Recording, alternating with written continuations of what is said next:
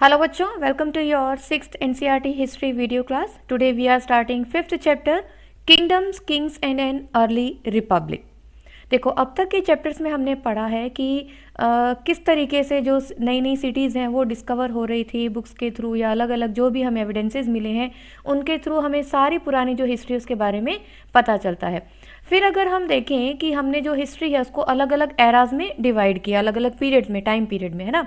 And the period वर वैदिक period, okay, वैदिक period जिसे हम कहते हैं, और फिर हमने पढ़ा था पोस्ट वैदिक period, okay.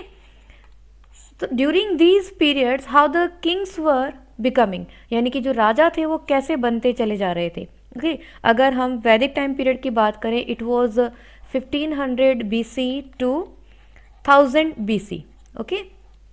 And the post Vedic time period, it is from 1000 BC to 600 BC, 1000 BC to 600 BC। तो अभी हम इन्हीं के बारे में बात करेंगे कि यहाँ पर आपको बहुत ज़्यादा डिटेल इसके बारे में भी नहीं बताऊंगी मैं कि वैदिक पीरियड या पोस्ट वैदिक पीरियड क्या था। वैदिक पीरियड आपने जैसे पढ़ा है, जो ऋग्वेद आप जानते हैं ना, ऋग्वेद जो जिस समय लिखा गया था वो टाइम पीरियड कौन सा था, वैदिक पीरियड था। और जो पोस्ट वैदिक यानी कि इसी टाइम पीरियड का जो लास्ट स्टेज चल रहा था, that was known as post Vedic time period. तो यहाँ पर भी जो थे लीडर्स होते थे, ओके, लीडर्स थे, किंग्स थे, इन सब के बारे में हमने पढ़ा है। तो आज जैसे हम लीडर्स की बात करते हैं, how the leaders are becoming, यानी कि जो भी मैन है, how did the man become leader. आज की अगर हम बात करें हाउ डज, तो कैसे बनते हैं, हम वोटिंग करते हैं, है ना। तो वोटिंग के थ्रू चुने जाते हैं।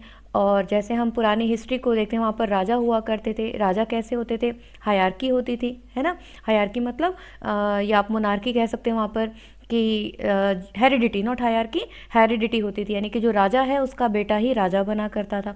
तो ये सब चीज़ें थी। तो there were two methods. First one was गणतंत्र, जिसे हम कहते हैं डेमोक्रेसी, है ना, okay, democracy. In your polity also you have read this democracy word, where the people are electing their leader or the king or whatever we can say, ठीक है। तो डेमोक्रेसी कहाँ होती है, जहाँ पर जो लोग हैं वो चुनते हैं। और वहीं अगर हम देखें मोनार्की, जिसे हम कह देते हैं, मोनार्की क्या होती है, जहाँ पर जो किंग है उन हेरिडिटेरी होता है, यानी कि राजा का बेटा ही राजा बनता है। क्लियर। तो अभी तक हम जान चुके हैं कि जो एरियाज़ होते थे उनको अलग अलग नाम दिए जाते थे, है ना। जैसे सबसे छोटी जो यूनिट है उसको हम क्या कहते थे, विलेज कहते थे, ओके। विलेज होते थे, गांव होते थे। अब जब बहुत सारे विलेज, सपोज ये विलेज, ये विलेज, ये विलेज, ये विलेज, बहुत सारे विलेज जब आपस में मिल जाते थे तो इनको हम क्या कहते थे, विश। ध्यान है आपको, ये टर्म हमने पढ़ चुकी है, इसको हम क्या कहते थे, विश कहते थे। और इनका जो हेड होता था, लीडर जो होता था, उसको हम क्या कहते थे, विशपति, ठीक है। क्या कहते थे, विशपति। इसी तरीके से अब जैसे ये विश हैं, अब कई सारे जब विश मिल जाते हैं, अब सपोज ये विश है, ये एक विश है, ये 2 3 4 5, बहुत सारे जो विश आपस में मिल गए, इनको हमने क्या कह दिया, जन, ठीक है। इनको हम क्या कहते थे, जन। और जन का जो हेड होता था उसको हम क्या कहते हैं, king, okay. All these things we have read earlier. तो अब देखो क्या पढ़ा हमने, जो जन है, जन मतलब जनता, लोग। जब लोग अपने राजा को चुनते हैं तो वो क्या हो जाता है, जनतंत्र, है ना, जिसे हम कह रहे हैं डेमोक्रेसी या गणतंत्र। और मोनार्की, जब राजा का बेटा ही राजा बनता है तो उसे हम क्या कह देते हैं, मोनार्की, वंशानुगत जिसे हम कहेंगे। क्लियर। अब देखो ये जन बन गया। आगे आने वाला जो टाइम पीरियड था, हमने क्या देखा, सबसे पहले गांव थे, गांवों से मिलकर क्या बन गए, जन बन गए। अब बहुत सारे जो जन हैं वो आपस में मिलकर क्या बन जाएंगे, जनपद, ओके। क्या कहलाएंगे ये, जनपद। और ये जनपद जो है, इनका हेड भी कौन कहलाएगा, किंग, यानी कि राजा, ठीक है। समझ गए आप ये। तो अब इस चैप्टर में हम क्या पढ़ेंगे, जनपद के बारे में पढ़ेंगे। आपको थोड़ी सी इंट्रो में अगर आपको और देना चाहूँ यहाँ पे, तो मेनली जो है 5 जन, यानी कि 5 जो जन है वो मेनली जाने जाते थे। कौन कौन से होते थे, द्रुहु, पुरु, यदु, तुर्वस, अनु। और जो भरत है, भरत जनपद जो है वो सबसे बड़ा माना जाता था। देखो ये आपको चीज़ें बड़ी कंफ्यूजिंग लग रही होंगी, लेकिन आपको कंफ्यूज नहीं होना है। आज के समय में जैसे हम अलग अलग स्टेट्स को, अलग अलग डिस्ट्रिक्ट के नाम जानते हैं, है ना, तो उस समय में इनको जन कहा जाता था। जैसे आज हम स्टेट कहते हैं, आप ये समझ सकते हो, उस समय स्टेट को जन कहा जाता था। जन के अंदर बहुत सारे ये क्या आ गए, डिस्ट्रिक्ट आ गए, ठीक है। डिस्ट्रिक्ट जैसे आज हम जिसे हम डिस्ट्रिक्ट कहते हैं, उसे उस समय में विश कहा जाता था, आप ऐसे समझ सकते हैं, ठीक है। और विश के अंदर क्या आते थे, बहुत छोटे छोटे गांव आते थे, गांव तो आज भी हम इसको कहते हैं। क्लियर, अब आपको वही बात, या बात आ गई समझ में आपको।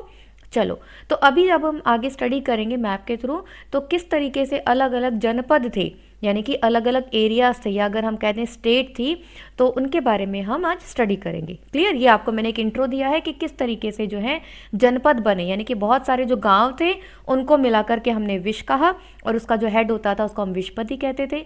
बहुत सारे जो विश हैं उनको मिलाकर के हम क्या कह देते थे, जन कह देते थे। जन का जो हेड होता था उसको हम राजा कहते थे, वॉज नोन एज किंग। और इसी तरीके से जो पोस्ट वैदिक टाइम पीरियड था, अभी जैसे मैंने आपको वैदिक और पोस्ट वैदिक बताया ना, तो जो जन और विश हैं ये तो कब चल रहे थे, वैदिक टाइम पीरियड में। और पोस्ट वैदिक टाइम पीरियड में क्या शुरू हो गए थे, जनपद बनना शुरू हो गए थे। यानी कि देखो, जो भी राजा होता है वो क्या करता है, अपने एरिया को एक्सपेंड करता है ना, अपनी पावर को बढ़ाता है, तो आसपास के एरियाज को अपने कंट्रोल में लेता चला जाता है।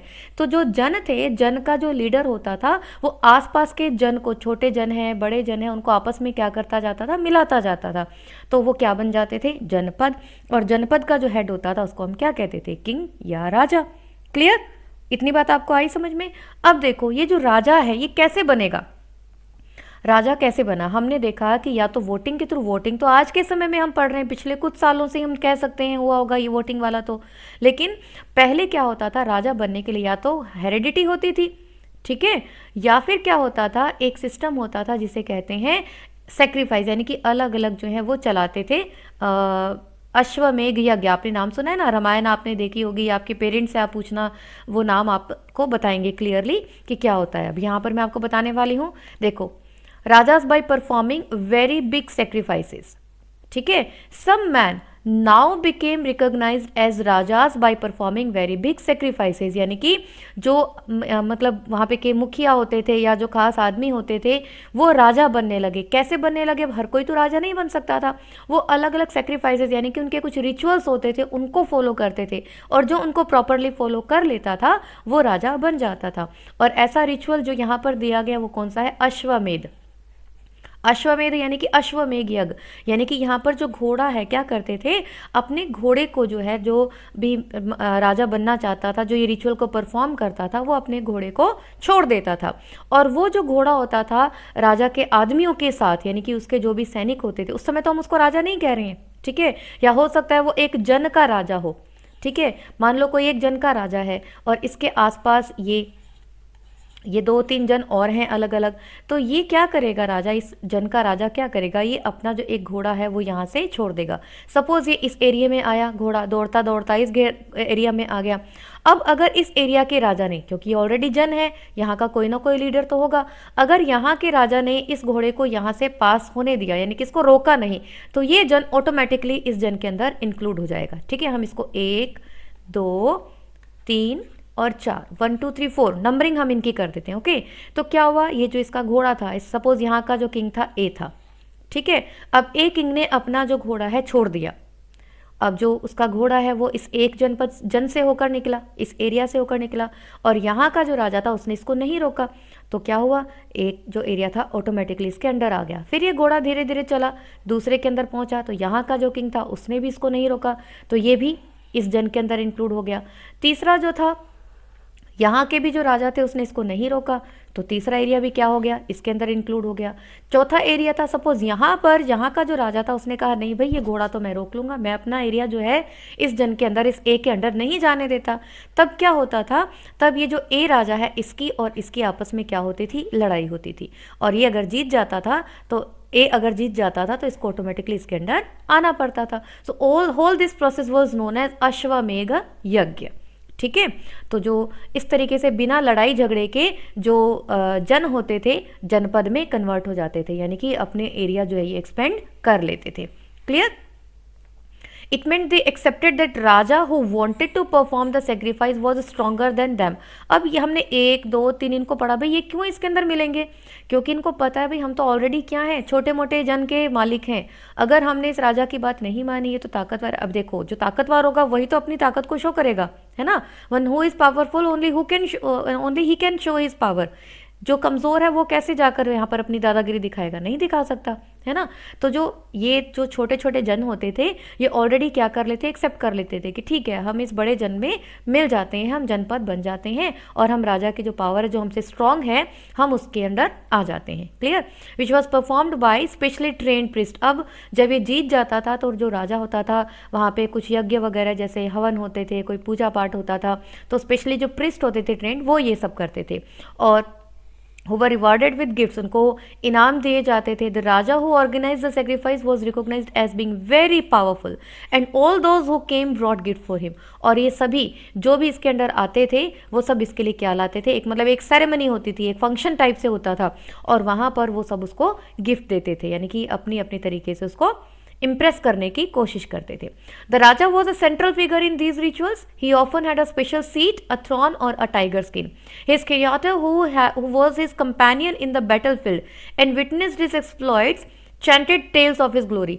अब ये सब जब सिस्टम चल रहा होता है तो भाई जो राजा है वो जनपद जो बड़ा राजा बन गया है वो सेंटर ऑफ अट्रैक्शन रहता था।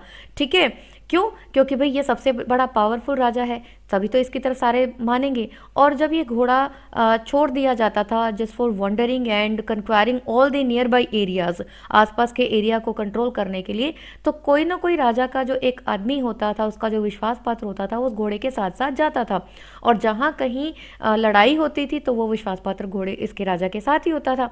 तो वो भी क्या करता था, इस सेरेमनी के दौरान जो कुछ भी इस अश्वमेध यज्ञ के दौरान घटनाएं होती थी तो वो क्या करता था, वो सारी राजा की ग्लोरी यानी कि जो उसकी लड़ाई उसने लड़ी या उसने किस तरीके से घोड़े को आसपास के एरिया को अपने कंट्रोल में लिया, वो सब चीज़ें उनको बताता था जितने भी लोग वहाँ पर इकट्ठे होते थे।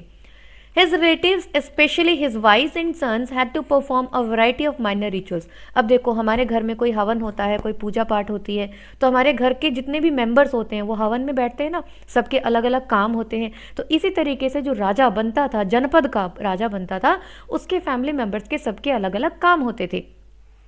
The other rajas were simply spectators who had to sit and watch the performance of the sacrifice। अब जितने भी हमारे कोई हम घर में सेरेमनी करते हैं, पूजा पाठ करते हैं, हवन यज्ञ करवाते हैं, तो बाकी के हम गेस्ट को बुलाते हैं ना, वो गेस्ट क्या करते हैं, सारी रिचुअल्स को देखते हैं। तो इसी तरीके से बाकी के जो भी राजा होते थे, जो भी गेस्ट होते थे, वो बैठते थे और इस सेक्रीफाइस को देखते थे। Priests performed the ritual including the sprinkling of sacred water on the king। और जो पवित्र जल होता है उसको राजा के ऊपर छिड़कता था। The ordinary people, the vish और Vaishya also brought gifts. However some people such as those who were regarded as Shudras by the priest were excluded from many rituals.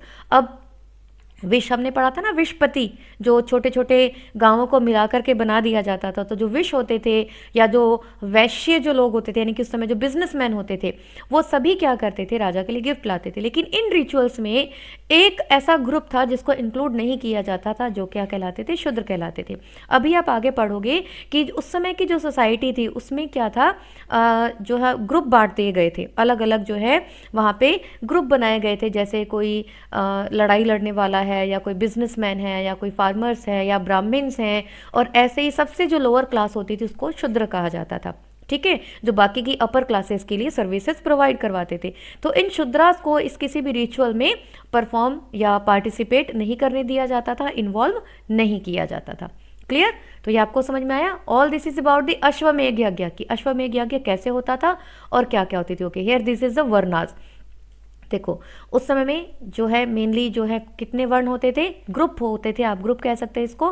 The first वर्ण वाज दैट ऑफ द ब्राह्मण। सबसे पहले कौन से होते थे, ब्राह्मण, सबसे ऊपर, सर्वश्रेष्ठ इनको माना जाता था, superior. Okay, Brahmins were expected to study and teach the Vedas, perform sacrifices and receive gifts. जो ब्राह्मण थे वो सबसे ऊपर थे, उनको उच्च कोटि सर्वोच्च स्थान मिला हुआ था, सुपीरियर थे।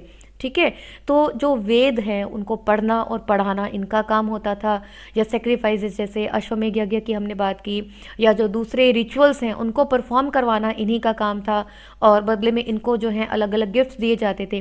तो ये कौन थी, पहली क्लास कौन थी, सबसे ऊपर Brahmins. Okay, in the second place were the rulers. दूसरे नंबर पर कौन आते थे, राजा आते थे, जिन्हें क्षत्रिय भी कहा जाता था। क्षत्रिय कौन होते हैं, जो लड़ाई लड़ते हैं ना और लोगों की रक्षा करते हैं, वो कौन करता है, राजा, रूलर करते हैं। तो राजा या उसके सहयोगी जो भी लड़ाई लड़ते थे उसको दूसरे ग्रुप में रखा जाता था, सेकंड प्लेस पर रखा जाता था, जिन्हें हम क्या कहते थे, Kshatriyas. Okay. Third were the vish और वैश्यास, जो फार्मर्स हैं, हर्डर्स हैं, ट्रेडर्स हैं, ये सब क्या कहलाते थे? वैश्य कहलाते थे। Okay, both the Kshatriyas and the Vaishyas could perform सेक्रीफाइसेज, यानी क्षत्रिय और वैश्य, ब्राह्मण तो करवाएंगे ही करवाएंगे, तो वो तो ऑलरेडी इंक्लूडेड हो ही गए। इसके अलावा जो क्षत्रिय और वैश्यस थे वो इन सब सेक्रीफाइसेज में इन्वॉल्व हो सकते थे। लेकिन जो लास्ट क्लास बच गई, जो लास्ट सबसे लोअर ग्रुप जो बच गया, वो कौन सा था? Shudras, who had to serve the other 3 groups and could not perform any rituals, यानी कि सबसे लोअर क्लास इनको माना जाता था। Often women were also grouped with the Shudras, यानी कि इनको भी, वुमेन को भी जो है ना तो वेद को स्टडी करने दिया जाता, अलाउड नहीं था उनको, और ना ही उनको कोई भी जो रिचुअल है वो परफॉर्म करने दिया जाता था। Okay, so this was the वर्ण सिस्टम। तो अब धीरे धीरे अगर हम देखें तो जैसे जैसे चेंजेस आते चले जा रहे थे, तो हर कोई इस वर्ण सिस्टम के कोई फेवर में था, कोई अगेंस्ट था, कोई कहता था ब्राह्मण सबसे सुपीरियर हैं। फिर धीरे धीरे जो है अनटचेबिलिटी भी जो है वो आने लग गई, यानी कि जो हंटर्स हैं, गैदरर्स हैं, जो बिरल्स का काम करते हैं, क्रिमेशन का, यानी कि जो डेड बॉडीज़ को रिलेटेड जो भी रिचुअल्स उनको परफॉर्म करते हैं, उनको दूर रखा जाने लगा कि ये जो लोग हैं ये लोअर क्लास के हैं या इनको हमारी सोसाइटी से दूर रखना है। तो अनटचेबिलिटी जो उस समय फैल गई थी। इसी तरीके से हम देखें तो बहुत सारे लोग हैं वर्ण सिस्टम को एक्सेप्ट नहीं कर भी कर रहे थे धीरे धीरे। जैसे जो किंग है, राजा है, वो सोचता था भाई सबसे बड़ा तो मैं हूँ, मैं तो इन ब्राह्मणों से भी ऊपर होना चाहिए, भी सारा साम्राज्य मेरे अंडर आ रहा है, मैं सबको प्रोटेक्ट कर रहा हूँ, सारी प्रजा मेरी है, तो मुझे तो ब्राह्मणों से ऊंचा स्थान मिलना चाहिए, है ना। इसी तरीके से बाय बर्थ जो है वर्ण सिस्टम होता था। सपोज कोई अगर बार्बर है तो उसका बेटा बार्बर ही होगा, कोई किंग है तो उसका बेटा किंग ही होगा। लेकिन धीरे धीरे लोगों ने इसको भी अपोज करना शुरू किया, भाई बर्थ के बेस पर तो नहीं होना चाहिए, हो सकता है जो बार्बर का बेटा है वो पढ़ाई लिखाई में अच्छा हो, वो वेदों को पढ़ना चाहता हो और वो ब्राह्मण बन सके, तो ये तो बाय बर्थ होना गलत है। तो इस तरीके से अलग अलग जो हैं आइडियाज़ आने लग गए थे कि जो सोशल और इकोनॉमिक डिफरेंसेस हैं वो सोसाइटी में आने लग गए थे। लेकिन उस समय तक बहुत ज़्यादा नहीं थे, जो सोशल और economic differences were not very sharp and where the influence of the priest was limited. उस समय तक जो है बहुत सारे एरिया ऐसे भी थे जहाँ पर इन ब्राह्मण्स का, या जो अगर हम देखें प्रिस्ट का, एक लिमिटेड एरिया था, इन्फ्लुएंस है, यानी कि बहुत ज़्यादा, जैसे हम सुपीरियर इनको बता रहे हैं, बहुत सारी जगहों पर वो सुपीरियर भी नहीं माने जाते थे। यानी कि अगर हम कॉन्टिनेंट की बात करें तो अलग अलग जगह पर अलग अलग जो सिस्टम है वो चल रहा था। क्लियर? चलिए आगे चलते, इतनी बात आपको आई होप समझ में आ गई होगी। ओके, तो जनपद आपको समझा दिया मैंने कि क्या होते थे जब छोटे छोटे जो जन हैं वो इस तरीके से इन्वॉल्व हो जाते थे। The rajas who perform this big sacrifices were now recognised as being rajas और जनपदाज रेदर देन जनाज, यानी कि अब इनको जन ना कहकर क्या कहा जाता था? जनपद कहा जाता था। Clear? The word janapada literally means, अब जनपद का मतलब क्या है? जन मतलब लोग और पद मतलब पाव, यहाँ जहां पर इन जन के पैर जमा दिए गए हों, यानी कि जो एरिया इनके अंडर आ गया हो। क्लियर? तो इस तरीके से जो जनपद हैं वो बनने लगी। अब उस समय में अगर हम देखें, जैसे आज के दिल्ली का जो हम किला एरिया है वो जनपद होता था, हस्तिनापुर है जो मेरठ के अंदर है वो जनपद हुआ करता था, अतरंजी खेड़ा है इटा के पास में, या उत्तर प्रदेश एरिया आज की हम बात करें वहाँ पर है, तो ये सब एरिया उस समय में जनपद कहे जाते थे।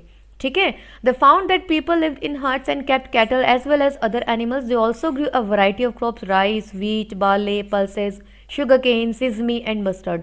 तो ये जो लोग हैं उस समय में अलग अलग तरह की खेती भी किया करते थे, यानी कि जनपद का जो लाइफस्टाइल है वो यहाँ पर दिखाया गया है।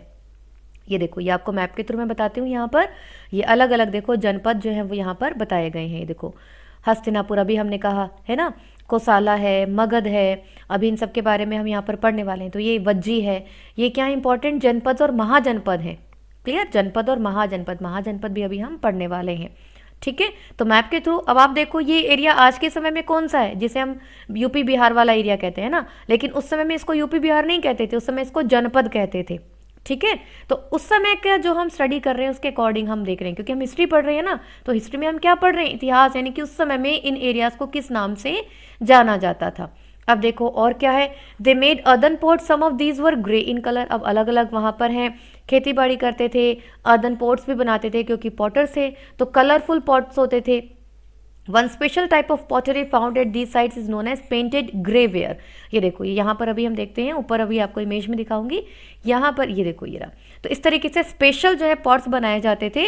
और ये जो स्पेशल पॉट है, ग्रे पेंटेड पॉट जिसे कहा जाता है, ये जो रॉयल लोग होते थे, यानी कि राजा होते थे या शाही लोग हम कहें, या जो सुपीरियर क्लास के जो लोग होते थे, उन्हीं के द्वारा ये यूज़ किए जाते थे। यानी कि जो हम सोसाइटल डिफरेंस की बात कर रहे हैं वो वहाँ पर एग्जिस्ट कर रहा था। इन सब चीज़ों से हमें पता चलता है। Clear? Okay, as is obvious from the name, these grey pots had painted designs, usually simple lines and geometric patterns. तो ये इनकी खासियत दिखाई गई कि किस तरीके से ये हुआ था। अब हम बात करते हैं महाजनपदों की। जनपद तो हमने पढ़ लिया कि बहुत सारे जन जब आपस में मिल जाते थे उसको महाजनपद कहा जाता था। अब क्या होता था, देखो, about 2500 years ago some janapadas became more important than others. अब कुछ जो एरियाज हैं वो बहुत इंपॉर्टेंट हो जाते हैं, है ना। जैसे देखो, हर एरिया का, आज के समय की अगर हम बात करें, इंडिया के अंदर हर स्टेट, हर डिस्ट्रिक्ट अपने आप में इम्पॉर्टेंट है, लेकिन फिर भी अगर हम देखें तो कुछ एरियाज होते हैं वो ज़्यादा इंपॉर्टेंट हो जाते हैं। जैसे राजस्थान की हम बात करें तो जयपुर, राजस्थान में सबसे पहले जयपुर का नाम लिया जाता है ना। या दिल्ली की हम बात करें, है ना, अगर हम हरियाणा पंजाब की बात करें तो चंडीगढ़ की हम बात करें, तो ये क्या है, इंपॉर्टेंट, अपने आप में क्या बन जाते हैं, खास बन जाते हैं, है ना। तो उस समय में अगर हम देखें तो जनपद भी जो थे वो बहुत ज़्यादा इंपॉर्टेंट हो जाते थे। वहाँ के हम एडमिनिस्ट्रेशन देखें, लोकेलिटी हम देखें, ट्रेडिंग देखें, या उनकी लोकेशन देखें, तो उन सब के हिसाब से जो है ना कुछ एरियाज जो होते थे बहुत ज़्यादा इंपॉर्टेंट हो जाते थे।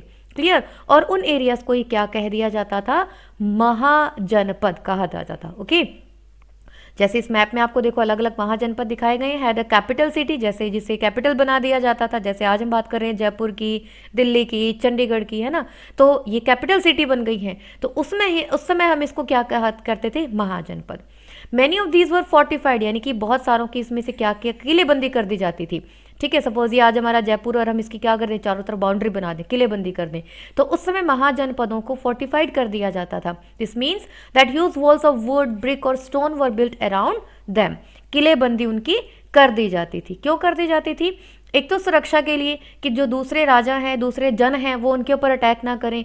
दूसरा, अपने आप को शो करने के लिए that how rich and powerful they were at that time. वो इतनी बड़ी बड़ी बिल्डिंग्स बना सकते हैं, क्योंकि इन बिल्डिंग्स को बनाने के लिए क्या चाहिए, ज़मीन चाहिए, रिसोर्सेज चाहिए, लेबर चाहिए। तो इतना सारा किसी के पास ये सब रिसोर्सेज होंगे तभी तो वो बना पाएगा। और उस समय जिसके पास ये रिसोर्सेज हैं वो पावरफुल है, वो रिच है। तो अपनी इस पावरफुल, अपनी पावर और अपनी रिचनेस को शो करने के लिए भी जो है ये फोर्टिफाइड कर देते थे, यानी कि किलेबंदी कर देते थे। So also in this way the land and the people living inside the fortified area could be controlled more easily by the king. और दूसरा फायदा क्या होता था, अभी सपोज ये एरिया है, मुझे पता है मेरा कंट्रोल इस एरिया के अंदर है, तो इस एरिया के अंदर रहने वाले सभी लोगों को क्या करूंगी, मैं कंट्रोल कर पाऊंगी। भाई आपकी क्लासरूम में, है ना, आप 6 क्लास के स्टूडेंट हो, तो आपकी क्लास का पता है, आपके टीचर जब क्लास में एंटर होते हैं उनको पता है भी ये सारे बच्चे 6 क्लास के हैं, है ना, तो क्या होगा, इनको कंट्रोल करना इजी हो जाएगा। वहीं रिसेस में जब आप ग्राउंड में दौड़ते हो तब क्या हालत होती है आप लोगों की, कंट्रोल करना मुश्किल हो जाता है ना। तो सेम चीज़ यहाँ पर है कि जब फोर्टिफाइड इनको कर दिया, यानी कि इनको एक बाउंड्री दे दी गई है, तो यहाँ पर इन लोगों को, इसके अंदर रहने वाले लोगों को, जो इसके रेजिडेंट्स हैं, उनको कंट्रोल करना भी राजा के लिए ईजी हो जाता था। ठीक है, तो इस तरीके से सारी चीज़ें उस समय में जो महाजनपद है वहाँ पर मैनेज होती थी। तो this in turn meant enormous labour provided possibly by thousands of man, women and children, and resources had to be found for all of this. ये आपको मैं बता चुकी हूँ कि इसको फोर्टिफाइड करने के लिए बहुत सारे रिसोर्सेज की ज़रूरत होती थी, लेबर की ज़रूरत होती थी। ये देखो इस इमेज की तरह दिखाया गया है ना, कितनी ही ईंटों की ज़रूरत होती थी। तो कोई रिच होगा, उसके पास पावर होगी, वो सब अरेंज कर पाएगा, तभी तो वो कर पाएगा ये सब चीज़ें, है ना। तो अपने आप में अपने आप को शो करता था। इसी से जो दूसरे आसपास के जन हैं वो समझ पाते थे भाई हाँ ये हमसे ज़्यादा स्ट्रांग है, हमसे ज़्यादा पावरफुल है। Clear? The new rajas now begin maintaining आर्मीज। अब जो जनपद थे या महाजनपद थे जो इन्होंने फोर्टिफाइड कर दिया था अपने एरियाज को, अभी क्या करने लग गए थे, आर्मीज रखने लग गए थे। क्यों? क्योंकि अब उनको ये था कि एक तो अपनी पावर शो करनी है हमें, दूसरा जो दूसरे राजा का भी कोई, अब हम एरिया बना के बैठे हैं, अपनी पावर बना करके बैठे हैं, तो कहीं और भी कोई दूसरा जनपद भी होगा, कोई दूसरा महाजनपद भी होगा, उससे हमें अपने आप को प्रोटेक्ट करना है। कब कर पाएंगे? जब हमारे पास आर्मी होगी। अब आर्मी चाहिए इनको, देखो आर्मी को मेंटेन करना है, फोर्टिफाइड करना है सब चीज़ों को, रिसोर्सेज इनको चाहिए, लेबर इनको चाहिए, तो इन सब के लिए क्या चाहिए इनको, फाइनेंशियल सपोर्ट तो चाहिए ना, पैसा तो चाहिए। पैसा कहाँ से आएगा भाई, पहले तो क्या होती थी, खेती बाड़ी होती थी, या जैसे हमने स्टार्टिंग में पढ़ा कि जब ये अश्वमेध यज्ञ होता था, ये सेक्रीफाइसेस होते थे, तो जितने भी लोग होते थे इनको क्या दे के जाते थे, गिफ्ट दे के जाते थे। अब गिफ्ट कुछ भी हो सकता है, पैसा हो सकता है, अनाज हो सकता है, अलग अलग जो मटेरियल्स चीज़ें, मटेरियलिस्टिक चीज़ें हैं वो हो सकती थी, लेकिन इनसे हमेशा तो काम नहीं चल सकता है ना। तो अब इनको क्या ज़रूरत महसूस हुई कि भाई हमें एक प्रॉपर जो है फाइनेंशियल सिस्टम डेवलप करना पड़ेगा कि हमारी अर्निंग, हमारी इनकम कहीं ना कहीं से होती रहे और हम अपने आप को क्या करते रहें, डेवलप करते रहें। ठीक है, तो वो सारी चीज़ें कहाँ से आई, टैक्स से। यानी कि अब जो राजा था उसने कहा कि भाई हमें एक परमानेंट जो है इनकम सिस्टम हमें ढूंढना पड़ेगा, और उसके लिए इन्होंने क्या ढूंढा, टैक्सेशन, यानी कि टैक्स जो है अलग अलग इन्होंने लगाने शुरू किए जिससे इनकी परमानेंट इनकम होने लगी। क्लियर। अब देखो ये कौन कौन से हैं टैक्स, ये हम टैक्स पढ़ लेते हैं कौन कौन से थे। देखो उस समय में हम जानते हैं सबसे पहले मेन काम क्या था, एग्रीकल्चर, क्रॉप्स। तो जो भी फार्मर्स होते थे, जो भी उनका प्रोडक्शन होता था, उनका 1/6 जितना भी प्रोडक्शन है उसका 1/6 पार्ट जो है वो राजा को देना होता था, और इस टैक्स को क्या कहा जाता था, भाग कहा जाता था या शेयर कहा जाता था। ठीक है। इसके अलावा अगर आप देखो जो क्राफ्ट पर्सन है उनके ऊपर भी टैक्स लगता था। क्या टैक्स लगता था, उनको महीने में एक दिन जो है राजा के लिए काम करना पड़ता था। अब ये किस तरह का टैक्स हुआ, देखो उस समय में अलग अलग जो सिचुएशन होती थी उसके अकॉर्डिंग टैक्स लगते थे। सिर्फ पैसा ही नहीं होता था, क्योंकि करेंसी तो उस वक्त हम देखें तो हो सकता है बहुत ज़्यादा नहीं थी, इतनी ज़्यादा नहीं थी, या पर्टिकुलर कुछ लोगों के पास ही थी। हालांकि थी, कॉइन्स तो थे, लेकिन अलग अलग तरीके से जो टैक्सेस हैं वो लिए जाते थे। तो जो क्राफ्ट पर्सन है वो इतने अमीर तो नहीं होते थे, उनसे लेबर के तौर पर टैक्स लिया जाता था। भाई राजा को जब किलाबंदी करनी है तो क्या करना है, उसको मजदूर चाहिए। तो जो क्राफ्ट पर्सन होते थे एक एक दिन अलग अलग मजदूर आकर के यहाँ पे लेबर अपनी देते थे, और राजा का काम इस तरीके से चलता रहता था। इसी तरीके से हर्डर्स की हम बात करें तो उनके जो भी एनिमल्स होते थे या जो एनिमल प्रोड्यूस होते थे उनको टैक्स के तौर पर देना होता था। और जो चीज़ें मार्केट्स में आती हैं जाते, यानी कि जो ट्रेडिंग होती थी, जो बिजनेसमैन होते थे उन पर भी टैक्स लगता था। इसी तरीके से हंटर्स हैं, गैदरर्स हैं, उनको भी जो भी उनका फॉरेस्ट प्रोड्यूस होता था वो राजा को देना पड़ता था, कुछ शेयर उसका। तो इस तरीके से जितने भी कम्युनिटीज़ थी, जितने भी ग्रुप थे, उन सब से जो है टैक्स लिया जाने लगा अलग अलग तरीके से। और ये टैक्स जो था पैसे के तौर पर, चीज़ों के तौर पर, अनाज के तौर पर, लेबर के तौर पर, हर तरीके से ये लिया जाता था। ठीक है। और ये जो टैक्स है यही इनका क्या था, सोर्स ऑफ इनकम हम कह सकते हैं। अब हम देखें कि एग्रीकल्चर में उस समय में क्या चेंज आया। जनपद और महाजनपद की जब हम बात करें तो उस समय में जो लोग थे वो क्या करने लगे थे, हल जोतने लग गए थे। ठीक है। That heavy clayey soil could be turn over better than with a wooden ploughshare, यानी कि आयरन के जो, लोहे के जो हल हैं वो इन्होंने यूज़ करना शुरू कर दिया था, ताकि जो खेती बाड़ी है वो और ज़्यादा अच्छी हो सके। पैडी ट्रांसप्लांट कर दिया था इन्होंने, this meant that instead of scattering seeds on the ground. Paddy transplant मतलब पहले तो क्या करते थे, ये बीज ज़मीन में डालते थे, लेकिन अब क्या करते थे, सिडलिंग्स यानी कि सैपलिंग्स हम कहें कि छोटे छोटे जो पौधे हैं उनको ज़मीन में लगा देते थे। क्योंकि देखो एक तो बीज ज़मीन में डालते हैं, उसको जर्मिनेट होने में टाइम लगता है, वहीं अगर हम सीधा पौधा लगाते हैं तो वो जल्दी फसल तैयार होती है ना। तो जो टाइम पीरियड है वो कम हो गया, प्रोडक्शन ज़्यादा हो गया। तो ये सब चीज़ें जो हैं एग्रीकल्चर में चेंजेस आए। This led to increase production as many more plant survive, जितना ज़्यादा पौधे बच जाते थे, क्योंकि बीज में ज़रूरी तो नहीं है कि सबके सब जर्मिनेट होंगे, लेकिन फिर भी जो पौधे हैं, पौधों का भी ये था कि ज़रूरी नहीं कि सारे के सारे पौधे जो हैं सर्वाइव कर जाएं, लेकिन comparative to the germination it was much better. ठीक है। However it was back breaking work, यानी कि इसमें लेबर बहुत ज़्यादा थी, काम भी बहुत ज़्यादा था, और इसके लिए मेनली जो दास होते थे, स्लेव मैन जो होते थे, मैन एंड वुमेन, दासाज एंड दासीज, इनको जो है यूज़ किया जाता था। या जिनके पास ज़मीनें नहीं थी, जो लैंडलेस एग्रीकल्चर लेबरर्स होते थे, उनको इस सब काम के लिए लगाया जाता था। ठीक है। तो यहाँ तक आपको सारी चीज़ आ गई समझ में। So I hope everything is clear to you. अभी तक हमने जो जनपद हैं और महाजनपद हैं क्या होते हैं, how does this work, how people were living there, and how did men become king at that time, all these things we have discussed. So anyhow if there is any doubt you can keep me posted in the comment section. आप comment box में आप post करें कोई भी आपका doubt हो, और stay connected, keep watching and wait for the next video. Thank you.